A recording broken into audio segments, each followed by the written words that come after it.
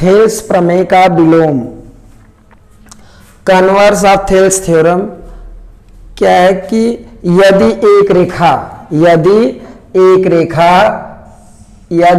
रेखा किसी त्रिभुज को, यदि एक त्रिभुज की दो भुजाओं को समान अनुपात में विभाजित करे, एक रेखा मान लीजिए त्रिभुज ABC है, त्रिभुज ABC है, यदि एक रेखा, थेल्स का विलोम होता है यदि एक रेखा त्रिभुज की दो भुजाओं को समान अनुपात में विभाजित करे तो वह तीसरी भुजा के समांतर होता है। तो मान लेते दिया है कि त्रिभुज ABC दिया है, त्रिभुज ABC में DE एक रेखा है जो दो भुजाओं को समान अनुपात में विभाजित करता है। दिया है त्रिभुज ABC में जो है एक रेखा AD समांतर AD बटे DB बराबर AE बटे EC, ये दिया है त्रिभुज ABC में AD बटे DB बराबर AE बटे EC। मतलब एक रेखा D जो है ये दो रेखाओं AB तथा AC को समान अनुपात में विभाजित करता है, ये समान अनुपात में विभाजित करता है। AD बटे DB बराबर AE बटे EC, ये समान अनुपात में हो गया। ठीक है, दो रेखाओं को AB और AC को समान अनुपात में विभाजित करता है। सिद्ध करना है कि ये जो रेखा है इसके समांतर है, तीसरी भुजा के समांतर, त्रिभुज के तीसरी भुजा के समांतर, यानी सिद्ध करना है BC समांतर DE, ये सिद्ध करना है। ठीक है, अब रचना,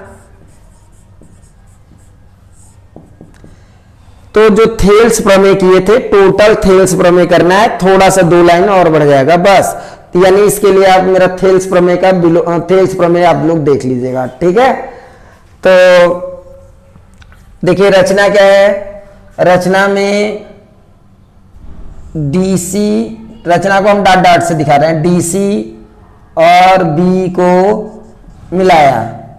ठीक है, और D से लंब जो है, लंब, ये लंब है, लंब डाल दिए, ये लंब हो गया, DM लंब हो गया, और ये E है तो EN लंब हो गया, ये लंब है, EN लंब हो गया, ये लंब है। ठीक है,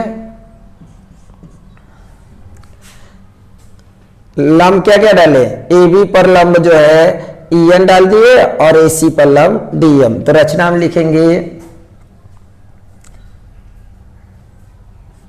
AB पर लंब जो है EN तथा AC पर लंब है DM,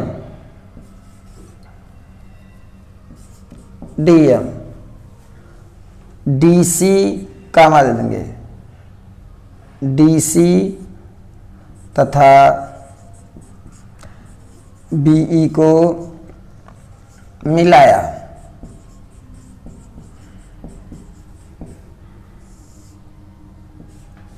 ठीक, इसके बाद जो है रचना के बाद उपपत्ति, रचना के बाद क्या लिखेंगे, उपपत्ति। उपपत्ति में देखो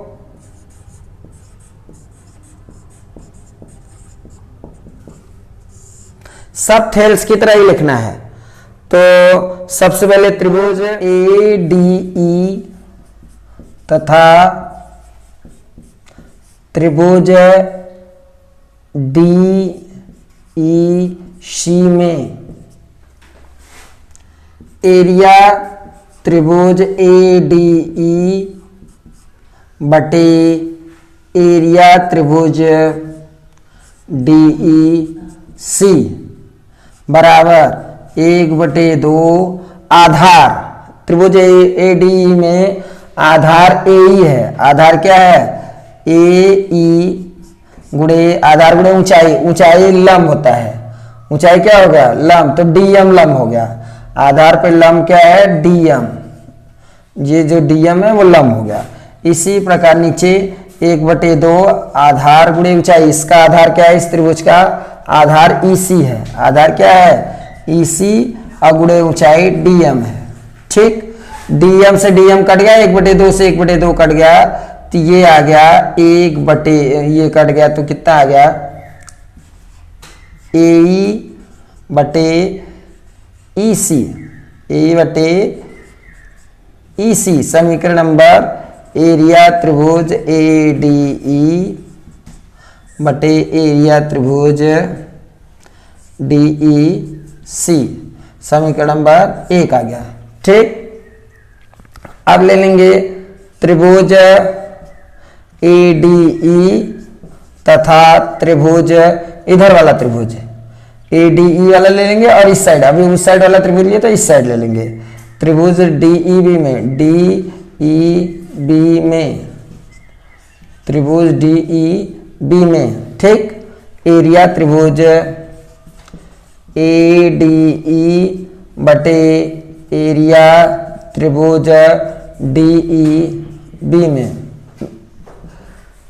ठीक है, तो क्या हो जाएगा 1/2, आधार कितना हो जाएगा इसका AD, इसका आधार AD ले लेंगे AD और गुणे ऊंचाई EN। ठीक है, बटे 1/2 आधार, इसका आधार DB हो जाएगा इस त्रिभुज का, DEB का 1/2 ये आधार हो गया, BD गुणे ऊंचाई कितना हो गया EN लंब। ठीक है, अब 1/2 से 1/2 कट गया, EN से EN कट गया, तो एरिया त्रिभुज ADE बटे एरिया त्रिभुज DEB बराबर आ गया AD बटे BD, समीकरण नंबर 2। यहां से ध्यान दो, इतना हम लोग उस बार भी लगा चुके थे। ठीक है, समीकरण 1 और 2 देख रहे हैं, तो इसमें जो है दोनों का है। अब इसमें समीकरण 1 2, ठीक है, अब इसकी जगह अब यहां पे दिया है, ये दोनों हो गया। अब समीकरण, अब ये जो दिया है इसको ले लेंगे, दिया है AD बटे DB बराबर AE बटे EC। ठीक है, इसके बाद जो है ये दिया है, ठीक है, दिया है, तो दिया है तो इसकी जगह अब हम लोग AD बटे DB कहीं दिख रहा है, AD बटे DB की जगह ये लिख देंगे। ठीक है, AD बटे DB की जगह लिख देंगे समीकरण 2 से एरिया त्रिभुज ADE बटे एरिया त्रिभुज DEB। ठीक है, AD बटे DB समीकरण 2 से। ठीक है, और इसके बाद AE बटे EC की जगह, इसकी जगह ये बटे है। ठीक, इसके बाद जो है AE बटे EC की जगह लिख देंगे एरिया त्रिभुज ADE बटे एरिया त्रिभुज DEC, ये समीकरण 1 से। ठीक है, समीकरण 1 और 2 से ये दोनों मिल रहे हैं, ये दोनों कट गए। ठीक, अब बच गया एरिया त्रिभुज DEB बराबर एरिया त्रिभुज DEC। ठीक है, यहां पे भी त्रिभुज डाल रहे हैं। ठीक है, अब जो है ये समीकरण नंबर 3 हो गया है। ये क्या हो गया, समीकरण नंबर 3, समीकरण नंबर 3 है। ठीक है, अब एक ही आधार ना, यह जो है यह क्षेत्रफल, समीकरण 3 का जो क्षेत्रफल है, यह समीकरण 3 का जो क्षेत्रफल है, यह समीकरण 3 का क्षेत्रफल एक ही आधार, एक ही आधार एक ही आधार देख रहे हैं, एक ही आधार पे है, एक ही आधार और दो रेखाओं के बीच स्थित है। एक ही आधार और दो रेखा के बीच स्थित है,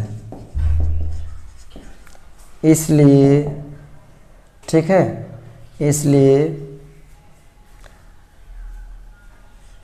DE समांतर BC। कक्षा 9 के प्रमेय है, कक्षा 9 में प्रमेय है कि एक ही आधार और मतलब एक ही आधार, दो समांतर रेखा के बीच स्थित, एक ही आधार और समांतर रेखा के बीच स्थित त्रिभुजों का क्षेत्रफल बराबर होता है। तो ये त्रिभुज का क्षेत्रफल है, एक ही आधार जो है डी क्या है, DE है और ये BC है, एक ही आधार और दोनों का क्षेत्रफल बराबर है दोनों त्रिभुज का, ठीक है, इसलिए ये दोनों समांतर रेखा है, ठीक है। एक ही आधार और दो रेखा के बीच स्थित होते हैं, त्रिभुज का क्षेत्रफल बराबर होते हैं। एक ही आधार और दो रेखा के बीच स्थित त्रिभुजों के क्षेत्रफल यदि बराबर होते हैं तो वह समांतर रेखा होती है, इसलिए ये समांतर हो गया, प्रूव्ड हो गया। यहां लिखना चाहे तो लिख सकते हैं, एक ही आधार और दो रेखा के बीच स्थित त्रिभुज का क्षेत्रफल बराबर हो, त्रिभुज का क्षेत्रफल बराबर हो तो वह समांतर रेखा के बीच स्थित होगा, समांतर रेखा होगा, ठीक है, प्रूव्ड हो गया।